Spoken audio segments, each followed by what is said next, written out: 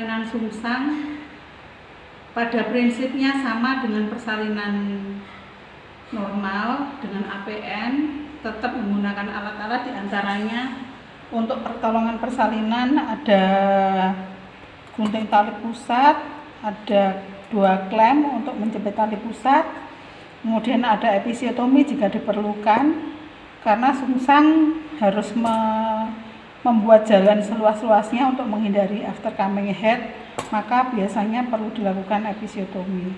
Kemudian pemecahan ketuban maka disediakan setengah koker.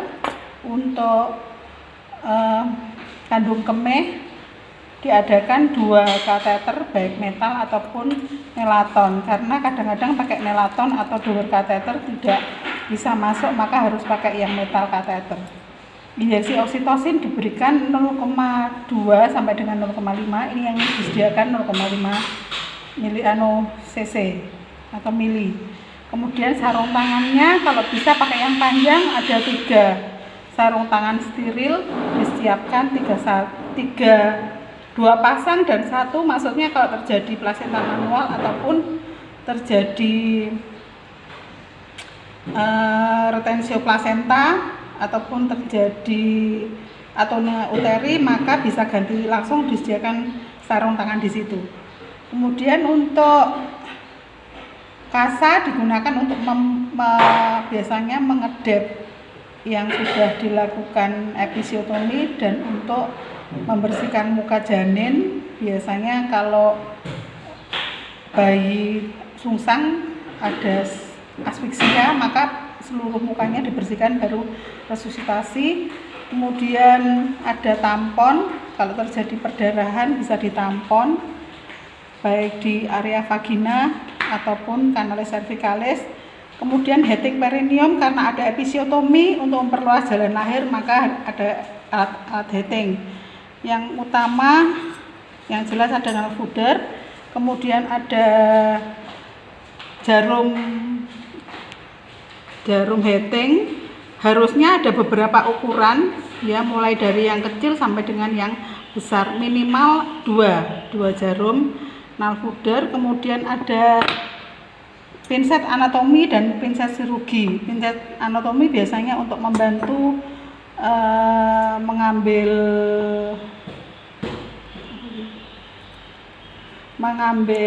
jarum. Kalau pinset chirurginya untuk membantu pada saat proses penjahitan, mengambil jaringan ataupun kulit yang akan di heating. Kemudian ada gunting untuk menggunting benang heating. Benang heating yang digunakan catgut ya, kalau bisa catgut. Ini kayaknya kok kromek, jadi setengah catgut setengah side. Yang digunakan kalau bisa murni warnanya tidak kecoklatan tapi yang putih atau yang kuningan, yang jadi daging, langsung jadi kayak daging, pakai yang itu. Ini kromek, setengah side setengah catgut. Kemudian disediakan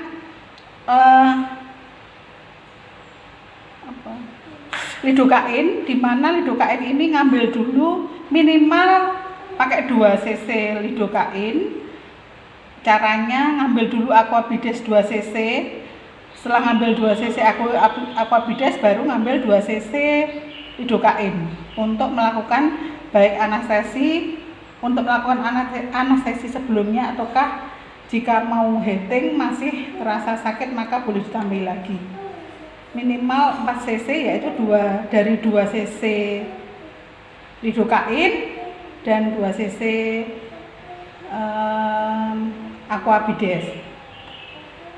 Juga harus ada deli untuk kalau terjadi ada kotor di daerah pernapasan bayi baik mulut dan hidung. Kemudian pada pertolongan sungsang karena potensial terjadi aftercoming head maka harus digunakan cunam paper, harus disediakan. Alat ini dibuat semuanya steril, jadi cucing-cucing yang di dalam pun ini dalam kondisi steril. Kateter juga begitu, steril, semuanya steril. Nah, alat-alat yang tidak steril berada di bawah boleh atau diletakkan di sampingnya. termasuk laken. Di sini ada laken mulai dari alat APD sampai dengan handuk bayi, pakaian ibu, kemudian softtek dan celana dalam. Kemudian alat infus ada minimal 4 atau 3 sampai 4 botol cairan RL. Kalau ada ditambah 1 ataupun 2. D5 juga enggak apa-apa. Kemudian harusnya 2 set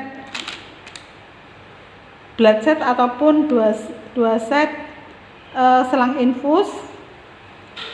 Dan peralatannya misalnya adalah catgut, kemudian plester,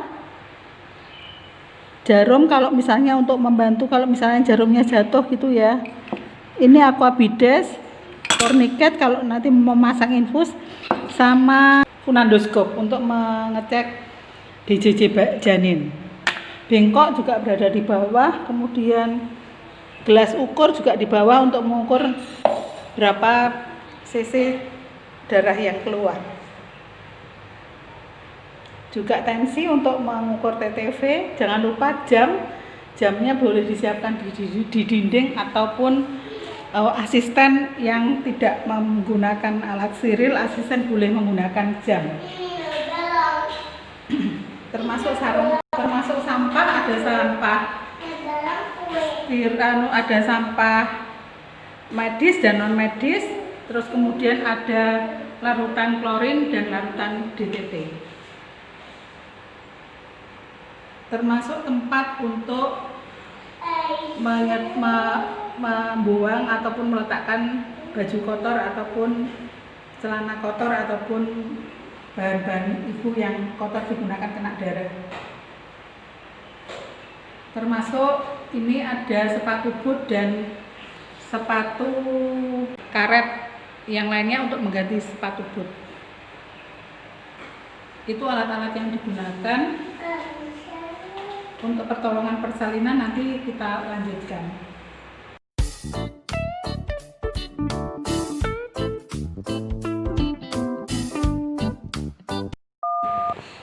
Pertolongan sungsang ada beberapa yang perlu diperhatikan, yaitu melihat kondisi ibunya. Jika perlu dipasang infus, maka dipasang infus sesuai dengan advisnya dokter ataupun protap yang ada. Pakainya lebih aman adalah pengeruk atat ataupun BZ atau BZ. Maintenance 30 tetes per menit, biasanya seperti itu, atau sesuai dengan advis ataupun protap yang ada. Kemudian dilakukan episiotomi untuk memperlebar jalan lahir agar tidak terjadi after coming head. Terus yang utama adalah sebelum melakukan pertolongan persalinan, jika pembukaannya sudah lengkap, maka harus diberikan injeksi oksitosin untuk membantu proses kala 2, yaitu pada fase cepat, membantu fase cepat sehingga bayi segera dapat dilahirkan. Kemudian harus ada asisten untuk melakukan ekspresi Kristeller. Jadi penolong sungsang minimal harus ada 2. Pada proses persalinan sungsang ini ada 3 tahapan. Tahapan pertama adalah fase lambat, kemudian yang kedua fase cepat, dan fase lambat kedua. Pada fase lambat yang pertama, maka dibiarkan bokong janin sampai terlihat bitrohanter atau trohanter kanan dan kiri melintang sampai dengan keluar, maka dibiarkan dulu dan penolong boleh melakukan episiotomi dan injeksi lidokain untuk melakukan episiotomi. Itu fase lambat sampai dengan lahirnya tali pusat janin. Pada fase cepat pertolongan persalinan, makanya dibantu dengan injeksi oksitosin itu untuk mempercepat kala 2, karena biasanya terjepitnya tali pusat antara kepala dengan panggul. Maka proses itu harus cepat, makanya dibantu dengan injeksi oksitosin. Kemudian untuk menolong pada fase lambat kedua, yaitu pada saat ibu sudah di bawah simpesis, maka untuk melahirkan atau mengelevasi ke atas, melahirkan kepala janin harus dilakukan perlahan-lahan untuk mencegah terjadinya perdarahan intrakranial pada janin. Kita mulai saja. Begitu sudah disiapkan, pasien mulai mengejan dan bokong janin pada posisi anteroposterior begini. Dan ibu mulai mengejan dan biasanya mekonium akan keluar dari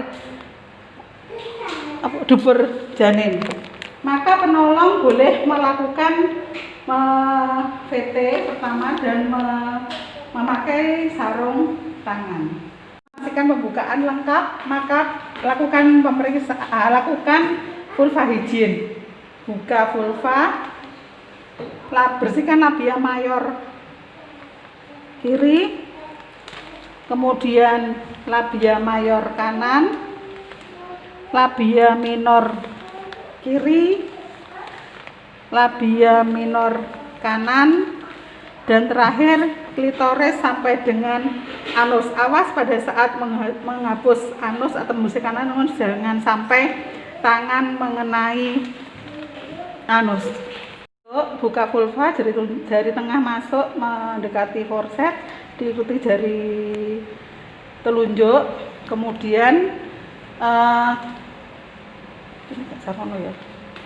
di VT yang benar seharusnya fundusnya dipegang ya, kemudian dilihat pembukaannya berapa. Pembukaannya sudah lengkap, effisementnya 100% atau kanalis cervicalis sudah tidak teraba, baik di kanan kiri ataupun atas bawah sudah tidak teraba. Kemudian letak bokongnya berada yang jelas sudah di HOT 4 ataupun di dasar panggul. Kalau tidak mengerti HOT 4, dia sudah di dasar panggul. Kemudian letaknya yang sebagai denominator adalah sakrum. Sakrum pada janin sungsang ini memang tidak beda dengan yang kepala ya. Biasanya sungsang memang melintang, tidak harus langsung jam 12. Melintang ataupun kurang lebih jam 9-10. Kemudian tidak ada bagian terkecil yang menghalangi karena tidak ada mulasa ya. Langsung dilihat apakah ada bagian terendah yang lainnya yang menghalangi. Kalau sudah tidak ada, maka juga dipastikan kondisi panggulnya luas. Kalau bisa melihat kondisi panggul, pastikan kondisinya luas. Misalnya adalah kondisi sakrumnya cekung atau tidak, kemudian arkus pubisnya harus lebih dari 90 derajat. Kemudian spina ischiadicanya harus lebih dari 9,5 cm. Cukup itu saja dilihat. Kalau sudah mencukupi berarti kemungkinan bayi bisa dilahirkan per vaginam. Ketubannya juga dilihat sudah utuh ataukah sudah pecah. Kalau belum pecah berarti dipecahkan, ngambil setengah poker.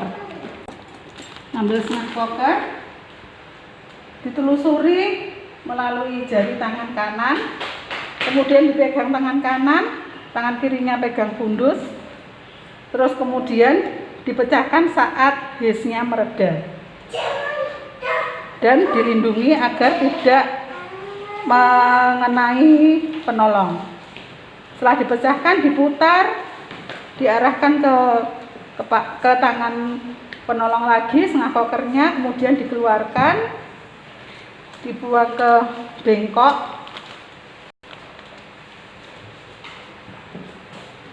kemudian dilebarkan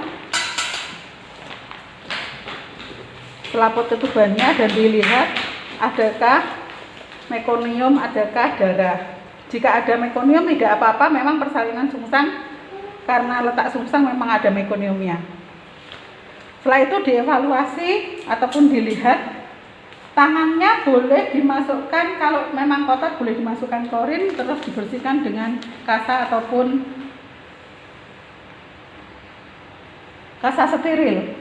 Masuk klorin, kemudian dibersihkan dengan kasa steril. Karena saya pakainya sarung tangan panjang, jadi tidak memungkinkan untuk mengganti sarung tangan. Dengan adanya dan keinginan ibu mengejan, maka terohan terdepan sebagai hipomoklion, maka lahirlah bokong depan. Nah, pada saat ini asisten boleh melakukan injeksi oksitosin 5 internasional unit.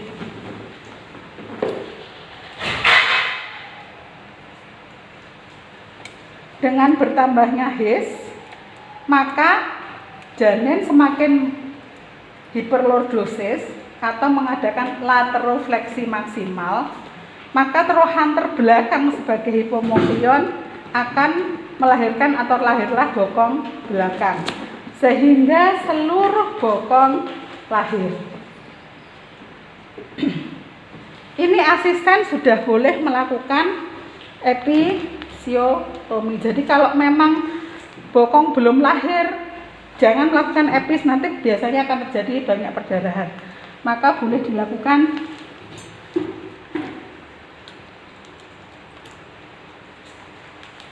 dibuat insisi, injeksi lidokain, kemudian disuntikkan dan ditarik perlahan-lahan biar mengisi jaringan kulit. Boleh 1 kali, kalau bisa bentuk kipas, kalau tidak bisa 1 kali aja.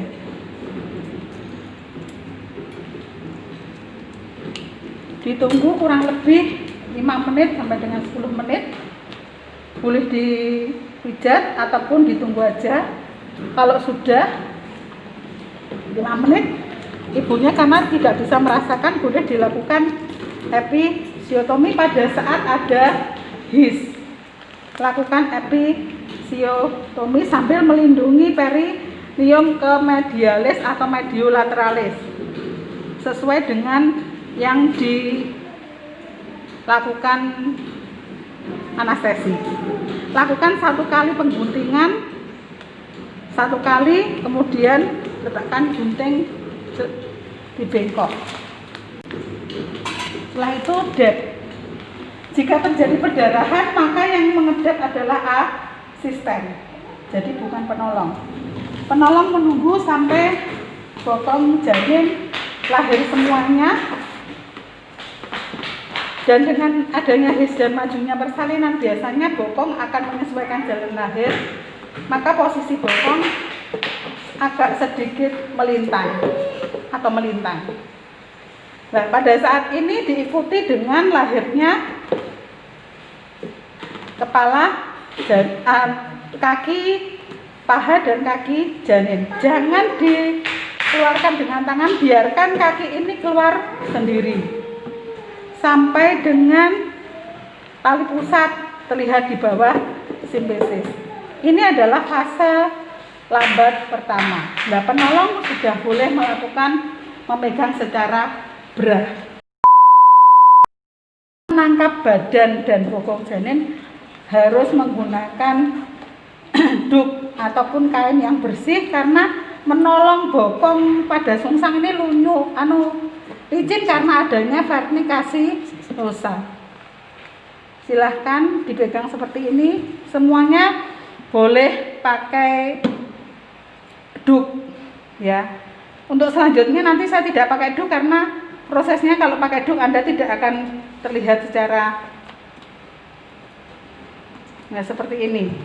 Prosesnya tetap fase cepat, fase lambat, dan penolong tidak boleh melakukan tarikan pada fase lambat kedua. Maka mulai masuk fase lambat kedua, asisten boleh melakukan ekspresi Kresel sampai dengan dagu, mulut,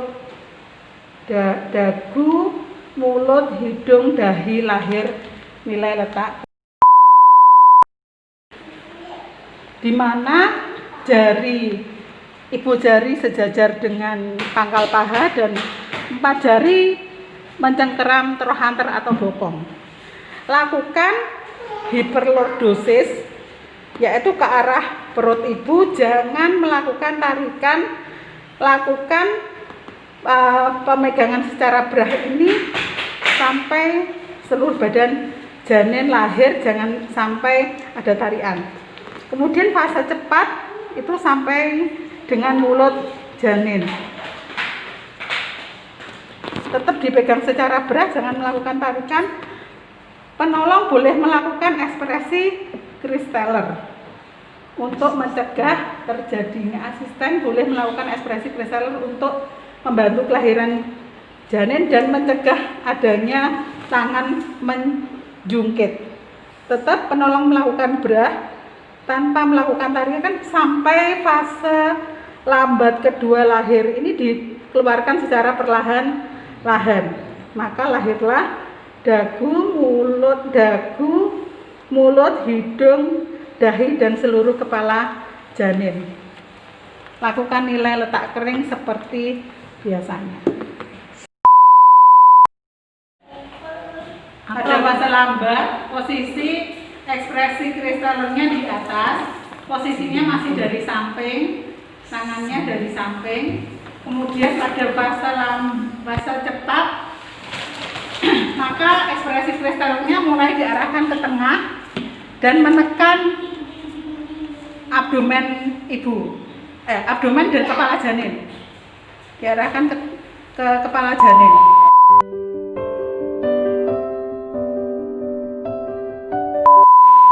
Pada pertolongan Lovset itu dilakukan jika terjadi kemacetan pada persalinan BRAH ataupun pada pemeriksaan USG didapatkan tangan menjungkit, atau kemungkinan potensial terjadinya tangan menjungkit besar, maka pertolongan persalinan boleh dimulai dari awal, tidak melakukan BRAH tapi Lovset. Lovset ini membantu melepaskan tangan yang menjungkit. Caranya pada saat Anda ataupun kita menolong memegang secara BRAH, tangan sejajar dengan pangkal paha dan 4 jari mencengkeram di trochanter atau bokong. Kita tetap memegang secara BRAH dan menunggu kelahiran bayi selanjutnya pada fase cepat. Tetapi fase cepat tidak segera terselesaikan, di mana kita lihat atau kita raba dari tangan kita, skapula depan tidak segera terlahir. Maka jika skapula depan tidak segera terlahir, lepaskan tangan kita secara BRAH, lakukan memegang secara femuro-pelvic. Tangannya berpindah, tetap pangkal paha tapi di atas trochanter atau di sejajar dengan bokong. Yang lainnya mencengkeram trochanter ke depan seperti ini.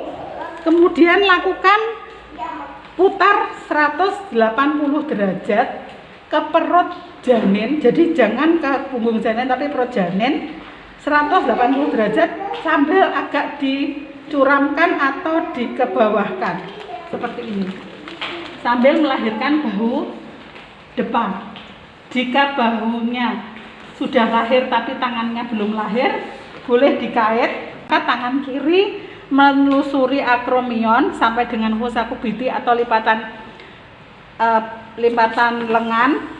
Arahkan menyapu muka atau mengusap muka, ditarik ke bawah sampai dengan seluruh tangan lahir. Pegang kembali pangkal pahanya seperti ini, kemudian putar 180 derajat sambil ditarik ke bawah. Penolong boleh jongkok kalau memang diperlukan. Jika lengannya belum terlahir, boleh ditelusuri dengan tangan kanan. Langsung pegang secara moreso, tunggangkan badan janin seperti menunggang kuda. Masukkan 2 tangan di fossa canina, 2 jari di fossa canina. Jari tengahnya masuk ke sublingual. Jari manis dan jari telunjuk di fossa canina. Ingat, dengan tarian tangan kanan, jangan menggunakan tarian tangan kiri. Nanti kalau menggunakan tarian tangan kiri, sublingualnya akan robek. Maka dengan tekanan tangan kanan, maka arahkan badan janin ke bawah sampai subocciput di bawah simpesis pubis. Jika subocciput sudah di bawah simpesis pubis, dengan tetap mencengkeram leher janin seperti ini, Elevasikan atau arahkan perlahan-lahan karena ini fase lambat kedua, menghindari terjadinya perdarahan intrakranial. Nilai letak kering. Pada posisi terlahir badan janin belum terlahir, bokong janin belum terlahir, tapi kaki janin satu sudah terlahir pada posisi ini, maka boleh dilakukan penarikan kaki janin sampai dengan seluruh bit trochanter dan kaki janin lahir. Caranya pegang daerah betis sama femur, patella dan femur dipegang seperti ini, dua tangan, lakukan traksi ke bawah sampai trochanter depan terlihat. Kemudian lakukan terus sampai kedua bit trochanter lahir. Setelah bit trochanter lahir, nanti maka kaki janin akan lahir. Lah begitu kaki janin lahir, langsung lakukan pertolongan persalinan secara low set.